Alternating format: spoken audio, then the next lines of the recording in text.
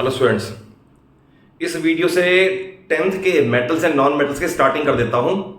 But उसे start करने से पहले विद इन 2 मिनट्स आपको नाइन्थ की बैकग्राउंड का बता दूं, जिसमें आपने एलिमेंट और मेटल नॉन मेटल के बारे में पढ़ा था। बट अब वो डेफिनेशन एज इट इज हम नहीं लिखेंगे, अब उसका चेंज आ जाएगा। जैसे आपने नाइन्थ में स्टार्टिंग किया व्हाट इज एन एलिमेंट, तो डेफिनेशन हमने पढ़ी कि element is a substance which can not be broken down into 2 और more simpler substances by any known chemical process. जैसे सपोज ऑक्सीजन है, वी से ऑक्सीजन इज एन एलिमेंट, तो oxygen को किसी प्रोसेस से और दो सब्सटेंसेस में नहीं तोड़ा जा सकता। बट अगर मैं कहूं वाटर, तो water is not an element because water can be decompose to give 2 elements hydrogen and oxygen. तो वाटर तो कंपाउंड है, बट एलिमेंट में हाइड्रोजन कह सकते हो, ऑक्सीजन कह सकते हो, सोडियम कह सकते हो, सल्फर कह सकते हो।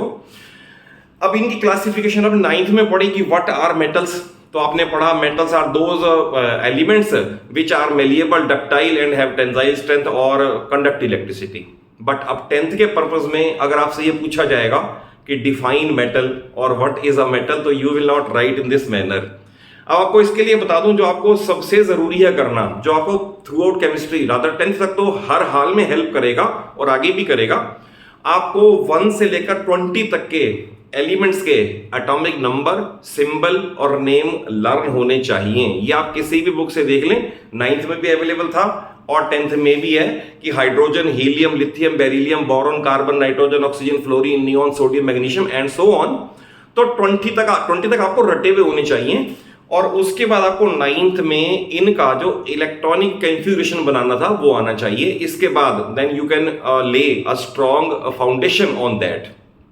देखिए अब इसमें अब 10th के पर्पज से अगर आपसे ये पूछे what is a metal and what is a non metal, तो हम ये लिखेंगे a metal is an element which forms positive ion by loss of कह रहा हूं, लॉस ऑफ 1 और मोर इलेक्ट्रॉन्स। तो आप इसे नोट्स प्रिपेयर कर लेना और ऐसे ही लर्न कर लेना। जैसे एग्जांपल दे सकते हो कि सोडियम Na, इसका कन्फिग्रेशन है 281, रीजन बीइंग इसका एटॉमिक नंबर 11 है।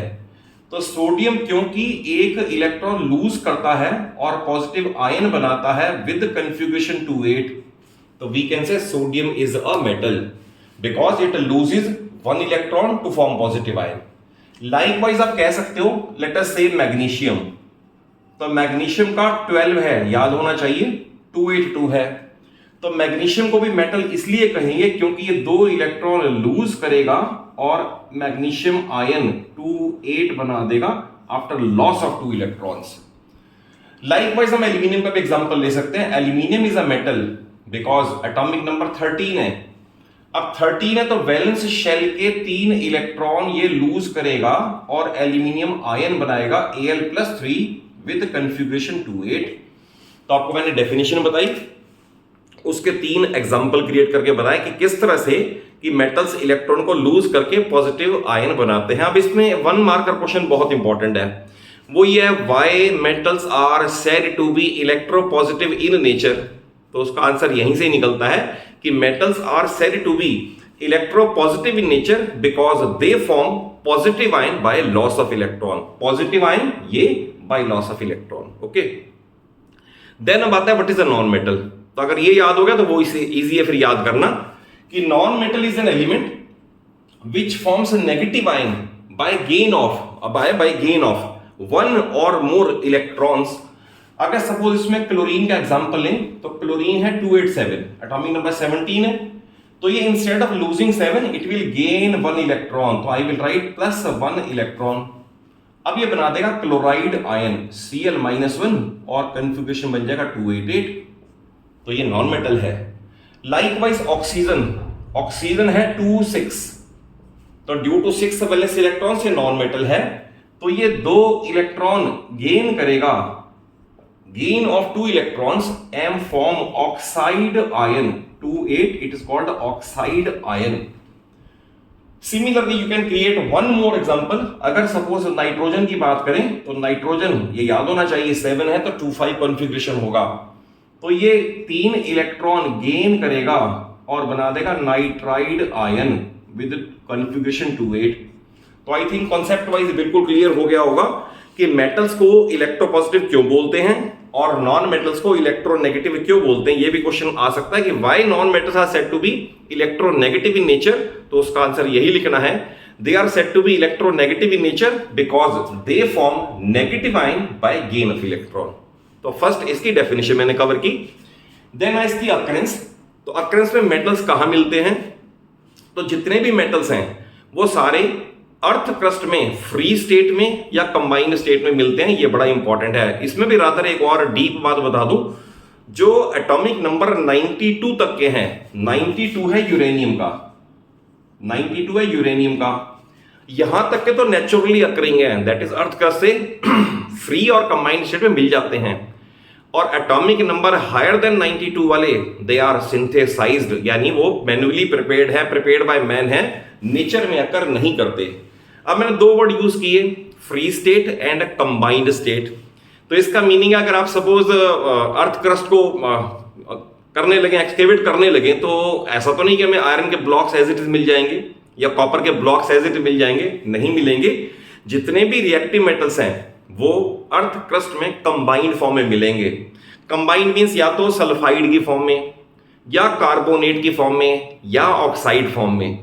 जैसे सपोज लेते से अगर हम बात करें जिंक की, तो जिंक अर्थ क्रस्ट में कैलामाइन जिंक कार्बोनेट की फॉर्म में मिलेगा, जिंक सल्फाइड की फॉर्म में मिलेगा। लाइकवाइज आयरन की भी करेंगे, कॉपर की भी करेंगे, तो ये ओर्स की फॉर्म में मिलते हैं अर्थ क्रस्ट के अंदर। और अगर सपोज बात करें गोल्ड की, लेटर से Au, तो ये जितने भी अनरिएक्टिव मेटल्स हैं जो वाटर, एसिड, एयर से अटैक नहीं होते, तो वो अर्थ क्रस्ट में फ्री स्टेट में मिलते हैं, किसी कंबाइंड स्टेट में ऑक्साइड, सल्फाइड या कार्बोनेट में नहीं मिलते। ये हो गया इनका अकरेंस के बारे में। देन आता है व्हाट अबाउट नॉन मेटल्स। तो नॉन मेटल्स काउंटिंग में कम है, there are only 23 non metals, बाकी सारे मेटल्स हैं। तो काउंटिंग में कम है बट इनका एम्पायर बहुत बड़ा है, सब जगह प्रेजेंट है। मैं आपको एग्जांपल बताता हूं कि हमारी अर्थ पे 3/4 वाटर है, 3/4 ओशियन है यानी वाटर है, और वाटर बना हुआ है दोनों ही नॉन मेटल से। हाइड्रोजन ये भी नॉन मेटल है और ऑक्सीजन ये भी नॉन मेटल है, तो दैट इज सारा ओशियन इन्होंने ही घेर कर रखा हुआ है। देन हम बात करें एटमॉस्फेयर की, तो एटमॉस्फेयर में ऑक्सीजन गैस है, नॉन मेटल, नाइट्रोजन है, नॉन मेटल, कार्बन डाइऑक्साइड है, consisting of 2 non metals, carbon and oxygen. तो सारा एटमॉस्फेयर भी इन्होंने ही, एम्पायर इन्हीं का ही है। और इससे इंपॉर्टेंट जितना भी लिविंग ऑर्गेनिज्म है, प्लांट्स एंड ट्रीज हैं, ह्यूमन बींग्स हैं, एनिमल्स हैं, जितने भी हैं, कोई ऐसा लिविंग ऑर्गेनिज्म है ही नहीं जिसमें कार्बन हाइड्रोजन ना हो। क्योंकि जो भी आप प्रोटीन, कार्बोहाइड्रेट्स, एंजाइम्स जो भी आपके अंदर है, उन सब के अंदर एसेंशियली कार्बन और हाइड्रोजन तो जरूर है, और वो सारा दोनों ही नॉन मेटल हैं। तो ये आ गया इनकी अकरेंस के बारे में।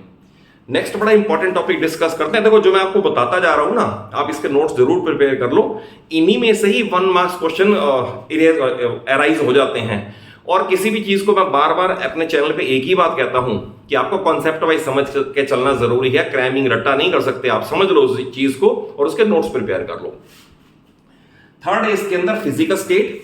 तो जितने भी मेटल्स हैं, एक मरकरी को अगर छोड़ दे तो सारे सॉलिड एट रूम टेम्परेचर हैं। तो we can write all metals are solid except mercury which is a liquid at room temperature only. Then what about non metals? तो non metals में ही, metals मैंने आपको बताया only mercury Hg liquid है, और non metal में बताएं तो non metal में only bromine है जो कि liquid है, bromine Br2।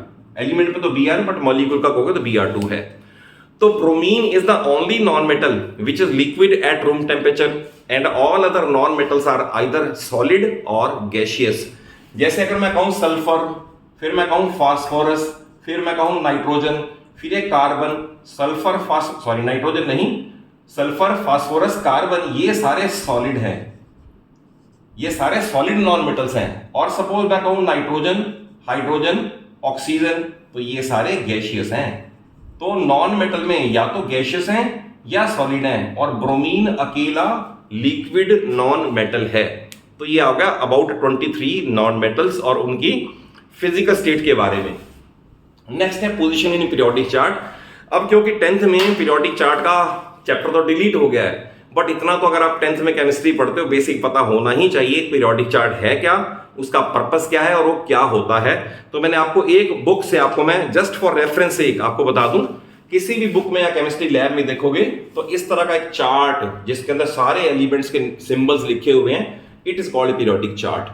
तो पीरियोडिक चार्ट के अंदर लेफ्ट हैंड साइड पे सारे मेटल्स हैं, यहां पर एक लाइन ऑफ सेपरेशन है which is called zigzag line of separation, और राइट हैंड साइड पे सारे नॉन मेटल्स हैं। तो अगर सपोज ये आ जाए कि right a short note on position of metals and non-metals in the periodic chart, so you will simply write that metals are kept on the left hand side and non-metals are kept on the right hand side, and they are separated by another category of elements called metalloids. तो जैसे silicon आएगा तो silicon, या let us से germanium आएगा, या arsenic आएगा, ये सारे 4 और 5 हैं, ये सारे मेटलॉइड्स हैं।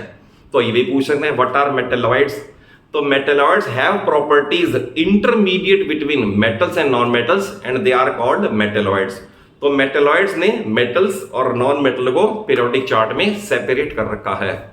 तो इस तरह से आपको आई हैव ट्राइड कि आपको फर्स्ट वीडियो में मेटल्स नॉन मेटल्स के बारे में बेसिक जरूर पता चल जाए, इसके बारे में आपका सारे नोट्स प्रिपेयर कर लो और इन्हें लर्न कर लो। सब्सिक्वेंट वीडियोस में इनकी physical properties, chemical properties along with a number of reactions जो आपके सिलेबस की है मैं नेक्स्ट वीडियोस में कवर करूंगा। और अगर कॉन्सेप्चुअली समझ आया हो, अच्छा लगा हो, तो वीडियो को जरूर एक अच्छा सा लाइक दो, अपने सभी फ्रेंड्स को, सभी क्लासमेट्स को शेयर कर लो, और चैनल सलूजा क्लासेस को जरूर सब्सक्राइब कर लो, बिकॉज आई एश्योर यू कि पूरी 9th और पूरी 10th पूरी physics, chemistry and maths along with a lot of extra important question मैं अपने चैनल पे आपको कवर करके देता रहूंगा। Thank you for watching the video.